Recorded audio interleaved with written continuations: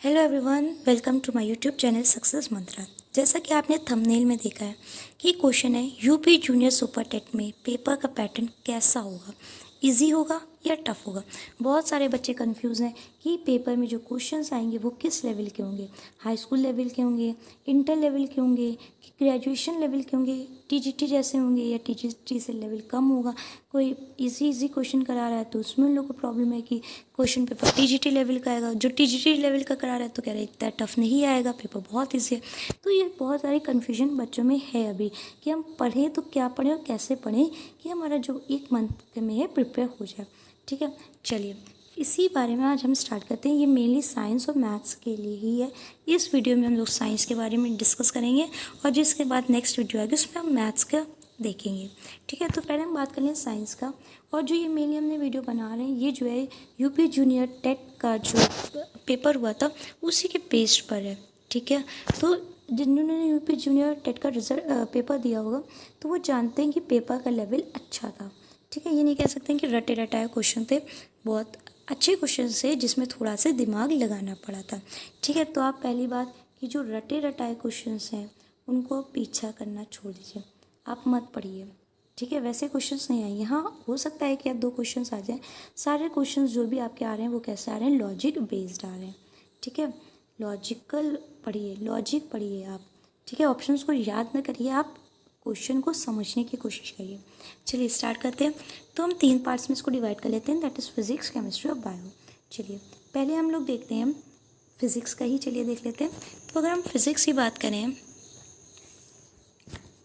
तो फिज़िक्स में जो चैप्टर पूछा गया था वो था question related, that is concave mirror, convex mirror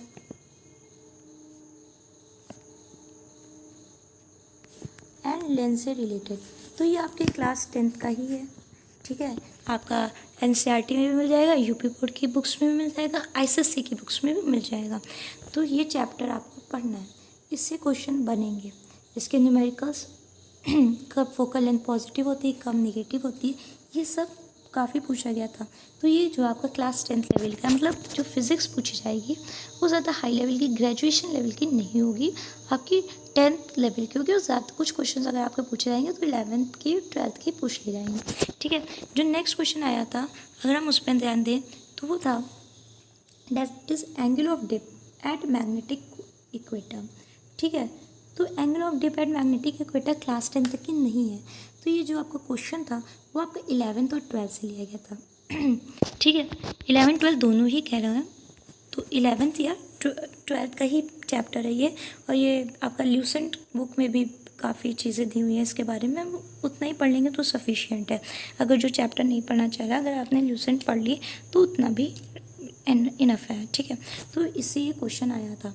ठीक है, तो हमें क्या करना है, 9th 10th 11th and 12th। अगर आपकी फिजिक्स अच्छी नहीं है तो आप 10th तक की भी अगर आपने फोकस कर लिया और अच्छा कवर कर लिया, अच्छा मजबूती बना ली, तो आपके मैक्सिमम क्वेश्चंस आपके निकल जाएंगे। ठीक है, जो नेक्स्ट क्वेश्चन पूछा गया था फिजिक्स में वो था रिलेटेड कि इलेक्ट्रोमैग्नेटिक वेव से। ठीक है, तो कौन सी इलेक्ट्रोमैग्नेटिक वेव नहीं है, तो आपको इलेक्ट्रोमैग्नेटिक वेव, उनके ऑर्डर, ये सब आपको दिमाग में रखना चाहिए। और फिर जो मेनली क्वेश्चन पूछे गए थे वो पूछे गए थे साउंड के, 1 या 2 क्वेश्चन पूछा गया था, वो भी क्लास 10th ही लेवल के थे, 11th 12th लेवल के नहीं थे। ठीक है, फिर पूछा गया था आपका Kirchhoff current law, that is current से रिलेटेड जो क्वेश्चन पूछा गया था वो आपका था, जो करंट से क्वेश्चन पूछा गया था वो आपका जो है क्लास, आप 11th एंड 12th दोनों मान लीजिए, उससे आपको पढ़ना पड़ेगा।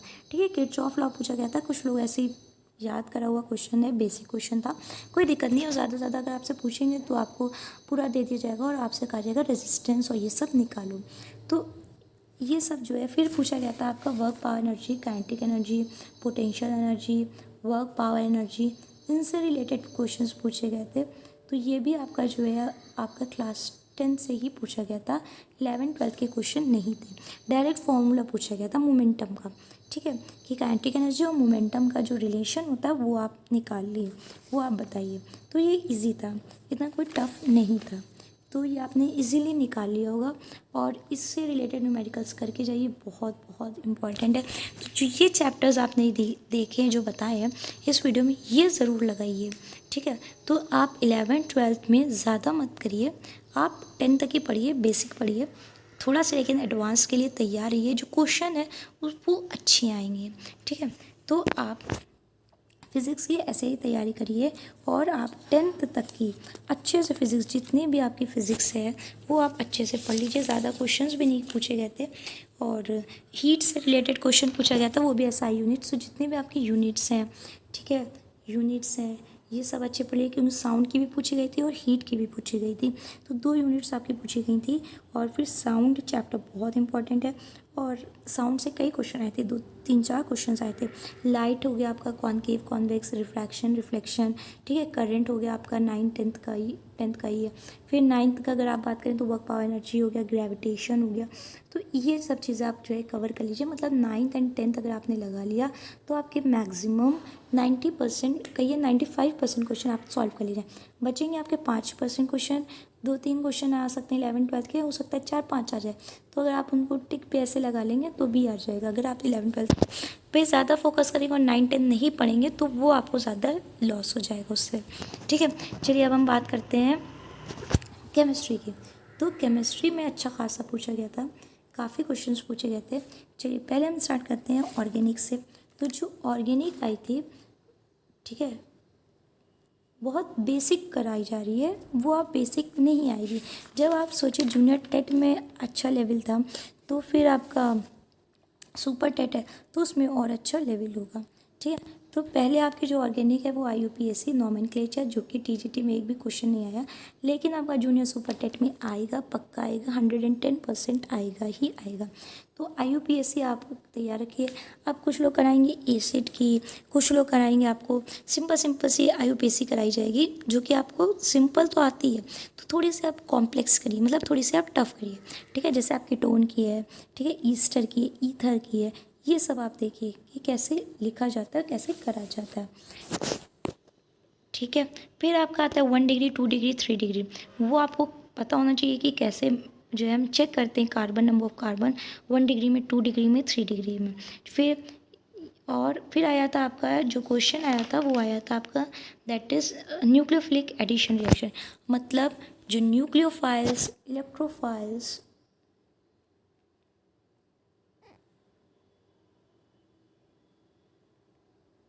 फिर आप बात करते हैं न्यूक्लियोफिलिक एडिशन रिएक्शन की, फिर आप बात करेंगे इलेक्ट्रोफिलिक एडिशन रिएक्शन की। तो ये सब बहुत इंपॉर्टेंट है, ठीक है। Inductive effect, mesomeric effect, electromeric effect, तो ये सब से क्वेश्चंस आएंगे ही आएंगे। नहीं तो न्यूक्लियोफाइल, इलेक्ट्रोफाइल का TGT में भी देख लीजिएगा पेपर उठा के, तो उसमें भी क्वेश्चन पूछा गया है, ठीक है। TGT का हम कंपैरिजन, मतलब ये नहीं कह रहे TGT जैसा ही पेपर है, पर TGT से कम भी नहीं आएगा। जैसे आप इजी क्वेश्चंस अभी लगा के खुश हो रहे कि मेरे 40 में 38 आ रहे हैं, 40 में 40 आ रहे हैं, तो अभी मत खुश होइए। जब आपके पेपर, मेन पेपर में 40 में 40 आए या 40 में 35 आए, तब खुश होइएगा, ठीक है। तो ये आपको क्लियर हो गया केमिस्ट्री में। फिर हम बात करते हैं इनऑर्गेनिक की।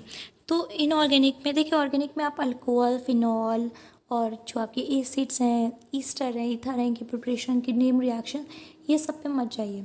वो आपके सिलेबस में भी नहीं आएंगे, कोर्स में भी नहीं आएंगे, क्वेश्चन भी नहीं आएंगे। पर जितना भी क्लास 10th तक की है और 11th की फिज़िक्स, केमिस्ट्री, वो आप देख लीजिए। दैट इज़ आपको एल्केन, एल्कीन, एल्काइन के बारे में अच्छी नॉलेज होनी चाहिए, ये ठीक है। डिहाइड्रेशन हो गई, ये तो सब हाई स्कूल में भी है आपकी। हाइड्रोजनेशन ऑफ वेजिटेबल ऑयल, तो ये सब सपोनिफिकेशन रिएक्शन हो गई।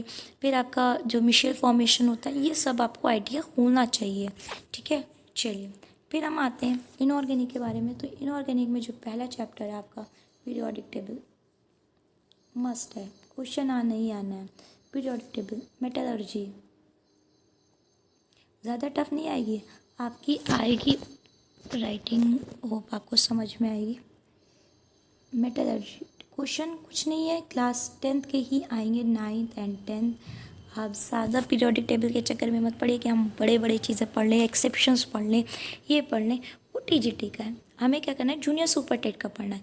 तो हमें ज़्यादा कॉम्प्लेक्स नहीं पढ़ना है, हल्का से लगना है। पीरियोडिक टेबल की आपकी वीडियो पढ़ी, अगर आपने वो पढ़ लिया, सारी उसमें चीज़ें कवर हैं, अगर आपने उतनी पढ़ भी ली तो आपकी पीरियोडिक टेबल बिल्कुल तैयार है, आप क्वेश्चन सॉल्व कर ले जाएंगे। फिर उसके बाद आता है आपका दैट इज़ ये हो गया, मेटलर्जी हो गई। और क्वेश्चंस आए थे आपके बॉन्ड एनर्जी कैटिनेशन, मतलब कार्बन कंपाउंड से ही आए थे, उससे बहुत आए थे।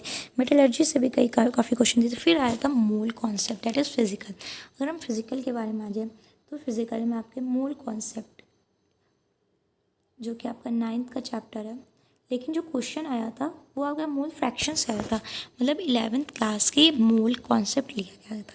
ठीक है, तो अगर आप क्लास 9th और 11th का मोल कॉन्सेप्ट अगर पढ़ लिया तो आपके सारे क्वेश्चन रहेंगे। अगर नहीं पढ़ रहे हैं तो आप उसके जो डायरेक्ट फार्मूला बेस्ड है वो कर लीजिए, हो जाएगा। चलिए, इतना हो गया, केमिस्ट्री हो गया, फिजिक्स हो गया। अब आते हैं बायो की तरफ। चलिए, मैथ्स वालों के लिए बायो थोड़ा से वो पढ़ना है। चलिए, बायो में देखिए क्वेश्चन कैसे कैसे आए थे। जो बायो में थोड़े से क्वेश्चन कर लेवल अच्छा था। ठीक है, पहला तो आप सेल टिश्यू पढ़ लीजिए, बढ़िया। 11th-12th में जाने की ज़रूरत नहीं, बहुत ज़्यादा इलेबरेट है। 10th and 9th sufficient. 9th में ही है सेल टिश्यू, ठीक है, तो 9th में आप सेल टिश्यू पढ़ लीजिए, सफिशिएंट। फिर एनिमल किंगडम पढ़ लीजिए आप, ठीक है, 9th-10th का। अगर ज़्यादा पढ़ना है तो फिर आप 11th का पढ़ सकते हैं, एनिमल किंगडम, प्लांट किंगडम। ठीक है, तो आपने पढ़ लिया animal kingdom and plant kingdom of class 11, plant and animal kingdom.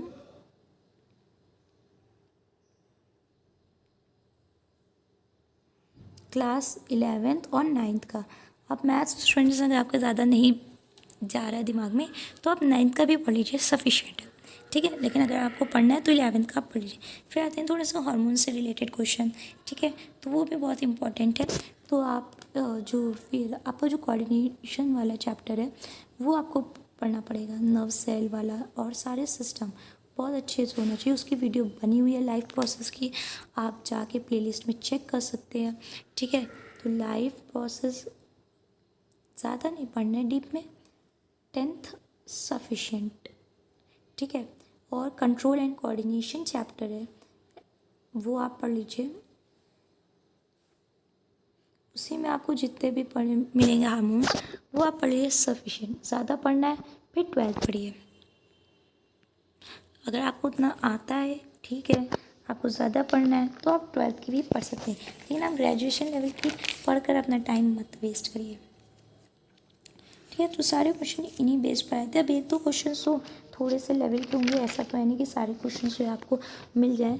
अगर आपने ये वीडियो शुरू से लेकर एंड तक की बिल्कुल अच्छे से सुनी हुई है और सारा चीज़ें कवर कर लिया गया, बता दिया कि कौन कौन से चैप्टर से ज़्यादा पूछा जाता है, किस किस से आया है जूनियर टेट में, और जो है पूछा गया, और जो भी क्वेश्चन पूछे गए बहुत लॉजिकल पूछे गए हैं, रटे रटाए नहीं पूछे गए, तो उस पर थोड़ा सा ध्यान दीजिए। अगर आपको पसंद आया ये वीडियो तो चैनल को सब्सक्राइब नहीं किया तो जल्दी से सब्सक्राइब करिए, ताकि आपको ऐसे ही अमेजिंग चीज़ें आपको मिलती रहें। और अगर आपने वीडियो को लाइक नहीं किया तो ज़्यादा से ज़्यादा लाइक करिए और शेयर करिए, और बताइए कि वीडियो आपको पसंद आया कि कुछ कमी रहेगी। अगर आपको लगता है कि कोई पार्ट छूट गया हो तो आप बता सकते हैं कि ये चीज़ है। वैसे हमने जूनियर का जो टेट का पेपर था वो उठा के बताया, उससे एनालिसिस करके बताया कि कौन से चैप्टर आपके बहुत इंपॉर्टेंट है और कहाँ से पेपर आएगा, और पेपर का पैटर्न कैसा होगा, इजी होगा या टफ होगा। पेपर का पैटर्न मॉडरेट होगा। देखिए, कोई भी आप क्वेश्चन एग्ज़ाम देने जाते हैं तो 3 तरीके के क्वेश्चन पूछे जाते हैं, टफ, मॉडरेट और ईजी। ईजी भी रखे जाएंगे, इसी के नंबर्स अब कम होते जा रहे हैं, और जो टफ और मॉडरेट के हैं वो चीज़ें गिनती आपकी बढ़ते हैं। ठीक है, तो अगर आपने इतना कवर कर लिया तो आप बहुत अच्छा स्कोर कर लेंगे। तो चलिए, अगर आपको वीडियो पसंद आई है तो जल्दी से सब्सक्राइब करिए, अगर आपने अभी तक नहीं सब्सक्राइब किया लाइक करिए एंड शेयर करिए। Thank you for watching.